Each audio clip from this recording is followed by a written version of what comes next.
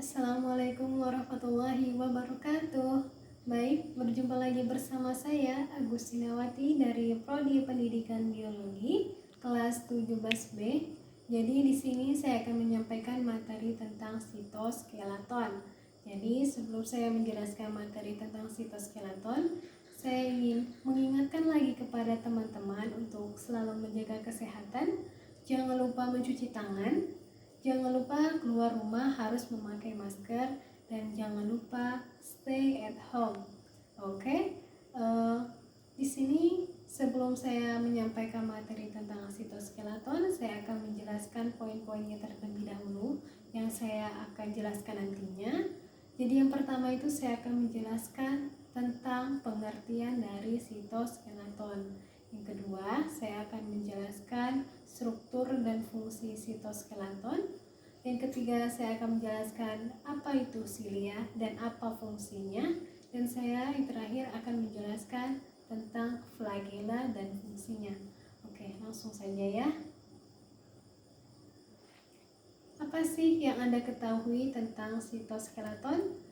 Mungkin materi pada hari ini penyebutan materinya itu lumayan sulit ya, karena beberapa orang menyebutkan materi ini sebagai materi sitoskeleton, padahal yang benar itu adanya materi sitoskeleton. Oke, jadi sitoskeleton ini merupakan jejaring serat yang berorganisasi pada aktivitas dalam sel. Oke, saya ulangi. Jejaring serat yang mengorganisasi struktur di dalam aktivitas selnya. Jadi, sitoskeleton ini terdiri dari 3 struktur molekuler. Yang pertama itu adanya mikrotubulus, mikrofilamen, dan filamen intermediate. Oke, kita memasuki tentang peran sitoskeleton. Apa perannya? Perannya itu terbagi menjadi 3. Yang pertama itu sebagai penyokong, yang kedua itu sebagai motilitas, dan yang ketiga sebagai regulasi aktivitas dari biokimia ke antar sel. Apa itu penyokong? Nah, penyokong ini dia berfungsi sebagai sokongan mekanis kepada sel dan mempertahankan bentuk dari selnya. Yang kedua yaitu tentang motilitas. Apa itu? Jadi motilitas merupakan perubahan lokasi sel maupun berbagai pergerakan yang lebih terbatas oleh bagian-bagian selnya. Yang ketiga yaitu adanya regulasi aktivitas biokimia antar sel. Jadi di sini dimaksudkan bahwa gaya yang dikeluarkan oleh molekuler ekstraseluler melalui protein permukaan sel tampaknya dia tersusun ke dalam sel oleh unsur-unsur sitoskeleton ini. Jadi gaya tersebut bahkan mungkin mencapai ke dalam nukleus. Selanjutnya kita akan membahas komponen-komponen yang ada dalam dari adanya sitoskeleton ini. Apa komponennya? Komponennya itu yang saya jelaskan tadi, yaitu 3. Yang pertama itu adanya mikrotubulus, yaitu yang kedua adanya mikrofilamen dan filamen intermediate.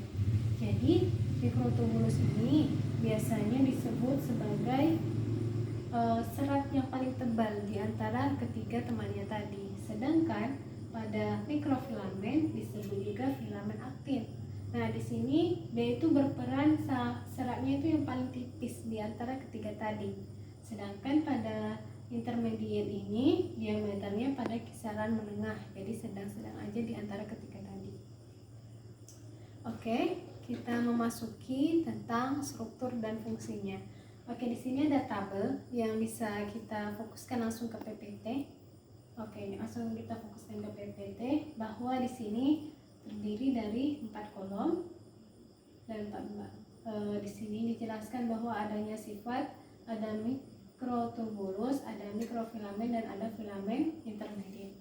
Nah, pada struktur yang pertama itu adanya maksudnya sifat yang pertama itu adanya struktur. Di sini pada mikrotubulusnya itu tubuhnya berongga, sedangkan pada mikrofilamennya itu ada dua untai aktin yang teranyam, sedangkan pada filamen intermediatnya itu proteinnya fibrosa atau berserat yang sangat mengambar menjadi kabel yang lebih tebal. Nah, yang kedua itu pada sifatnya itu adanya diameter, sedangkan pada mikrotubulusnya ini dia berukuran dari 25 nanometer dengan lumen 15 nanometer. Sedangkan pada mikrofilamennya itu dia berkisar dari 7 nanometer, sedangkan pada filamen intermediatnya itu dari 8 sampai 12 nanometer. Sifat yang ketiga itu submin protein. Jadi pada mikrotubulusnya ini tubulin diameter yang terdiri dari tubulin dari bertubulin. Jadi di sini pada mikrofilamennya itu disebut dengan aktin, sedangkan pada filamen intermediatnya salah satu dari beberapa protein yang berbeda dari famili keratin, bergantung pada tipe selnya. Oke, yang keempat yaitu adanya fungsi utama. Fungsi utama, sedangkan pada mikrotubulusnya yang pertama itu ada memperbanyak bentuk sel, penopang, penahan, kompres. Yang kedua adanya motilitas sel seperti pada silia atau flagel. Yang ketiga adanya pergerakan kromosom pada pembelahan sel. Yang keempat adanya pergerakan organel. Pada mikrofilamen itu adanya mempertahankan bentuk sel unsur panahan tegangan. Yang kedua adanya perubahan bentuk selnya. Yang ketiga ada kontraksi otot aliran. Yang keempat ada sitoplasmik. Yang kelima ada motilis sel seperti pada pseudopodia. Dan yang terakhir sebagai pembelahan sel pembentukan kelekukan penyimbangannya. Sedangkan pada filamen intermediatnya itu ada 3 poin saja. Yang pertama itu ada mempertahankan bentuk sel atau unsur panahan tegangan. Yang kedua adanya tambahan nukleus dan organel lain. Yang ketiga adanya pembentukan lamina nukleus. Jadi di sini ada gambar dari mikrograf, yaitu pada mikrotubulus ini adalah gambarnya, contoh gambarnya. Jadi yang kedua itu pada mikrofilamen ini adalah gambarnya, bisa dilihat ya.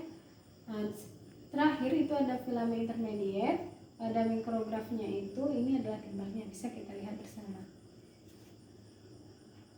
Oke, di sini adanya struktur silia dan flagella yang tadi saya sebutkan poinnya. Jadi ini adalah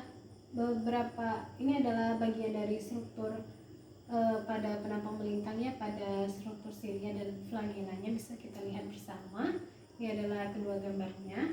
Oke, selanjutnya kita akan membahas tentang fungsi dari masing-masing gambar di sini. Maksudnya struktur di sini yaitu fungsi dari silia terlebih dahulu. Jadi di sini fungsi dari silia yang utama di sini yaitu siklus sel-sel serta perkembangan hewan seperti jantung, sel selektif memiliki protein tertentu berfungsi dengan baik. Nah, selanjutnya di sini adanya fungsi flagellanya. Apa fungsi flagella? Nah, kita ambil secara utama lagi, yaitu sebagai alat untuk pergerakan. Nah, flagella ini ukurannya merupakan alat untuk pertahanan hidup. Nah, baik teman-teman, mungkin materi ini adalah materi sitoklaston tadi. Jadi mungkin teman-teman bisa mempelajarinya lebih lanjut pada materi ini. Saya meminta maaf apabila ada kesalahan pada saat saya menyampaikan materi pada hari ini. Saya mohon maaf kalau background pada saat menjelaskan materi ini banyak sekali berisik-berisik yang sudah terdengar oleh teman-teman, yang mengganggu, mungkin yang tidak konsen untuk mendengarkan materi saya karena suara-suara yang banyak sekali ya. Karena di sini ya gitulah, karena sudah mencari waktu-waktu yang aman tapi masih ada suara-suara seperti ini. Saya minta maaf dan mohon dimaklumi. Saya ucapkan wassalamualaikum warahmatullahi wabarakatuh.